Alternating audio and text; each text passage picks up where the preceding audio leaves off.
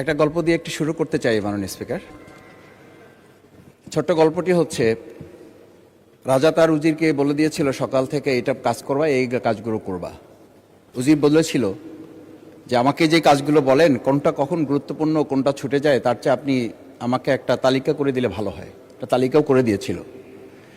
তালিকা দেখে দেখে সে কাজ শুরুই করেছিল। হঠাৎ করে রাজার মনে হলো সে একবার শিকারে যাবে। ঘোড়ার পেটে উঠে যখন রেকাবে পা ঢুকিয়েছে, রেকাবে পা ঢুকালে পা আটকে গিয়েছিল। পাটা যখন ছুটাতে পারছিল না তখন সে উজিরকে বারবার ডাকছিল, আমার পাটা এখান থেকে বের করে দাও। পাটা বের করতে যাচ্ছিল না উজির, কারণ উজির বারবার খুঁজছিল যে তালিকাটা করে দেওয়া হয়েছিল সেই তালিকার মধ্যে পা আটকে গেলে ওটা বের করে দেওয়ার বিধান ওখানে আছে কিনা। শেষ পর্যন্ত রাজার পা আর ওখান থেকে বের করা যায় নাই এবং রাজাকে মুক্ত করা সম্ভব হয় নাই বলে আমরা গল্পে জেনেছি। ঠিক আমার কাছে আজকে সংসদ এরকম একটা গল্পের মতো মনে হয়। আমরা জুলাই সনদে যখন আমাদের 4 বছরের সন্তানরা জীবন দিয়েছে, আমরা যখন দেখেছি বিগত 17 বছর উন্নয়নের কথা বলে আমাদের নির্বাচনকেই ভুলে দেওয়া হয়েছিল, আবার বিগত 1.5 বছর আমরা লক্ষ্য করলাম যে সে সময় আমরা কেউ কেউ নির্বাচন এবং নির্বাচন বলে বলে আমরা আমাদের মাথা থেকে বিচার এবং সংস্কারটাই ভুলে দিয়েছিলাম। আবার এখন এসে আমরা দেখলাম যে আমাদের নখের কালি শুকাতে না শুকাতেই উন্নয়নের কথা বলে আমরা আবার জুলাই সনদটাকেই ভুলে দিতে বসেছি। আমি খুবই বিব্রত হই যে আমাদের সন্তানেরা রাস্তায় দাঁড়িয়ে সেদিন কি প্ল্যাকার্ডে এটা লিখেছিল যে আমরা একটা ফ্যামিলি কার্ডের জন্য আজকে রাস্তায় দাঁড়িয়েছি। সেদিন তারা দাঁড়িয়েছিল, মাননীয় স্পিকার, সেদিন তারা দাঁড়িয়েছিল, লেখা ছিল রাস্তাগুলোতে আমাদের সন্তানেরা বুকে গুলিবিদ্ধ হয়ে পা হারিয়ে চোখ হারিয়ে দাঁড়িয়ে রাস্তা ব্যারিকেড দিয়ে লেখা ছিল রাস্তা সংস্কারের কাজ না, রাষ্ট্র সংস্কারের কাজ চলছে। আমরা যেন সংস্কারের কথাটা মাথায় নিতে পারছি না। আমরা সংস্কারের পরিবর্তে এখন আমরা সংশোধনের দিকে যাচ্ছি। আমরা তো এই সংশোধনীর জন্য আমাদের ছেলেরা, আমাদের তরুণ যুবকরা, আমাদের জনতারা কাজ করে নাই। আমি একটা কথা পরিষ্কার বলি, অ্যামেন্ডমেন্টের জন্য তো শেখ হাসিনাও সেদিন অফার করেছিল 24 ঘন্টা দরজা খোলা আছে, তোমরা সংশোধনের জন্য আসো। সেদিন এই ছাত্র জনতা সংশোধন মেনে নেয়নি, তারা সংস্কারের জন্য কথা বলতে চেয়েছিল। আজকে আমরা সংস্কারটা মাথায় নিতে পারছি না কেন? মাননীয় স্পিকার, আমি আর একটা কথা আপনাকে একটু স্মরণ করানোর জন্য বলছি। আমরা ছোট সময় আমি বাংলায় সাহিত্যে অনার্স করা, আজকে আমাকে আপনি স্নেহের সাথে মাসুদ বলে বলেছেন। আমার সংসদের নাম শফিকুল ইসলাম। এই মাসুদ নামটা যারা একেবারে খুব আমাকে স্নেহ করেন, আদর করেন, তারাই ডাকেন। আমি বাংলার সাথে আমাদের রাষ্ট্রবিজ্ঞানের ছিল, রাষ্ট্রবিজ্ঞানে আমরা ছোট একটা বাক্য পড়েছিলাম, নেসেসিটি নোস নো লস। আমরা এই নেসেসিটিটাকে আজকে একটা সংবিধানের ধারাপাইটের মধ্যে আমরা আটকে ফেলেছি। আমরা লাইন খুঁজতেছি, আমরা দাড়ি কমা সেমিকোলন খুঁজতেছি। আমরা আজকে পরিষ্কার একটা কথা বুঝি যে আমাদের এই সংস্কারের প্রয়োজনটা এই কারণে দরকার হয়েছে, এই প্রস্তাবটা এজন্য উত্থিত হয়েছে যে এটা 30 কার্য দিবসের মধ্যে যেখানে করার কথা ছিল সেখানে আমরা খাল খননে গুরুত্ব দিলাম, ফ্যামিলি কার্ডে গুরুত্ব দিলাম, কৃষি কার্ডে গুরুত্ব দিলাম, আমরা আরো অনেক কাজে গুরুত্ব দিলাম। অথচ যেটার জন্য আজকে নির্বাচন করে আমরা এখানে নিজেরা কথা বলার সুযোগ পেলাম, সেই সংস্কার আমরা নজর দিতে পারলাম না কেন? মাননীয় স্পিকার, আমি আর দুটো কথা বলি।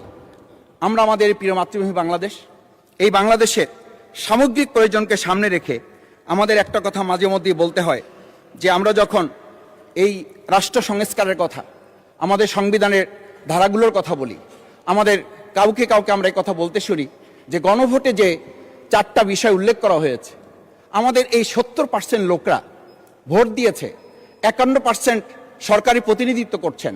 আমি তো একটা কথা যদি পরিষ্কার করে সরকারি বেঞ্চে যারা আছেন, ট্রেজারি বেঞ্চে যারা আছেন, তাদের বিনয়ের সাথে যদি জিজ্ঞেস করতে চাই যে আমরা 51% ফ্যামিলি কার্ডের পক্ষে ভোট দিয়েছে আর আমাদের 70% তো জুলাই সনদের ভিত্তিতে রাষ্ট্র গঠনের পক্ষে ভোট দিয়েছে, আমরা তাহলে 51%কে গুরুত্ব দিয়ে ফ্যামিলি কার্ড বিতরণ করে জনগণের সেই 17 বছরের উন্নয়নের কথা বলে কি আমরা মূল জায়গা থেকে আমাদের দেশের জনগণকে আবার আরেকটা জায়গায় নিয়ে যেতে চাচ্ছি? এমন করে যে আমরা লক্ষ্য করছি, আমরা বলি সবার আগে বাংলাদেশ, আমরা বলি সবাই মিলে বাংলাদেশ।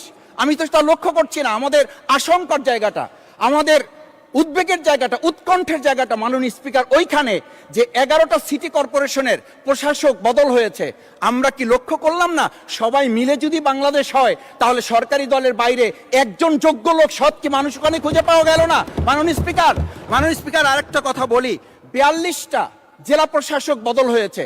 মাননীয় স্পিকার, এই পাশ থেকে প্রায় কথা বলি যে এখানে বলা হয়েছে যে মানে আমরা সবাই মিলে বাংলাদেশ, সবার বাংলাদেশ যখন বলি, সবাই মিলে দেখি টেবিল চাপড়িয়ে আমরা এই মহান জাতীয় সংসদকে খুবই সরগরম করে ফেলি।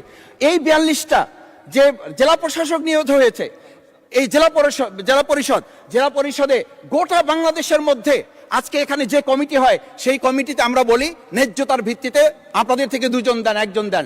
মাননীয় স্পিকার, খুবই বিনয়ের সাথে জিজ্ঞেস করি, আমরা কি সেই নতুন বাংলাদেশের দিকে যেতে পেরেছি, যেই বাংলাদেশে এই 42 জন জেলা পরিষদের 1 জন জেলা পরিষদকে আমরা কাউকে খুঁজে বের করতে ওখানে ন্যায্যতার ভিত্তিতে দিতে পারলাম না? মাননীয় স্পিকার, আমরা তত্ত্বাবধায়ক আমাদের অন্তর্বর্তীকালীন সময়ে যখন 1-2 জায়গায় এরকম প্রশাসক নিয়োগ হয়েছে, আমরা বললাম এটা সংবিধান লঙ্ঘন এবং এটা গণতন্ত্রের সাথে সাংঘর্ষিক। আজকে গণতন্ত্রের নির্বাচনের ভিত্তিতে আমরা যখন একটা সরকার পেলাম, সেই সরকারে স্থানীয় নির্বাচনের দিকে না গিয়ে যেখানে সরকারের প্রশাসক ছিল তাদেরকে তড়িঘড়ি করে বদল করে বিশ্ববিদ্যালয় গেলে থেকে শুরু করে নিজ দলীয় লোক গ্রহণ করে, আমরা কি এটা বলতে পারি যে সবাই মিলে বাংলাদেশ এবং সবার আগে বাংলাদেশ আসলে এটা আমাদের দেশে আসছে? আমরা বলতে পারি না বিধায়ী আজকে জুলাই সনদ বাস্তবায়ন এবং তার ভিত্তিতে আমাদেরকে এখানে শপথ গ্রহণ করানো হয়েছে। আমাদের এই ট্রেজারি বেঞ্চ থেকে আমাদেরকে বলা হয় এটাই নাকি অবৈধ হয়েছে। অবৈধ একটা কাজ জাতীয় সংসদে আমাদের কাছে কাগজ প্লেস করেছে কে? যারা প্লেস করেছে তাহলে তাদেরকে তো আগে আইনের আওতায় নিয়ে আসা উচিত। এই অবৈধ কাজে আমাদেরকে কারা সহযোগিতা করেছেন? এই অবৈধ প্ররোচনা আমাদেরকে কে দিয়েছেন? এটা তো আমরা জোর করে কেউকে ঘরের পকেট থেকে আমরা নিয়ে আসি নাই। মাননীয় স্পিকার, আমি তো বাউফল থেকে আমার এই মানে সংস্কারের শপথের জন্য আমি তো কাগজ বাউফল থেকে নিয়ে আসি নাই, এখান থেকে দেওয়া হয়েছে। মাননীয় স্পিকার, সবশেষ বলবো, আসুন সময় থাকতে নাহলে